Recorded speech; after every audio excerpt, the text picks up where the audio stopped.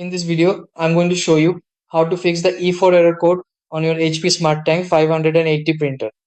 This solution also works for many other HP Smart Tank and HP Inkjet models because the E4 error normally means a paper jam or paper fit problem. Follow these simple checks to clear the error. Follow these steps. 1. Remove all paper from the rear input tray. Gently, do not yank or pull hard. 2. Inspect the rear paper slot. Look inside for any torn or stuck paper pieces. 3. Check the paper slider or guide. Move it aside. Check behind it. Then set it back to the correct paper size. For example, A4. 4. Close the output catching tray so you can open the front door safely. 5. Open the front access door. Ignore the flashing lights. That's normal when the door is open. 6.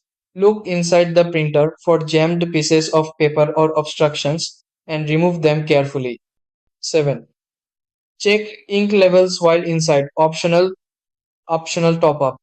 Later if needed. 8. Close the front door and wait for the lights to return to a steady state.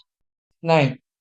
If the E4 error remains, power the printer off completely. Wait a few seconds, then power it back on. 10.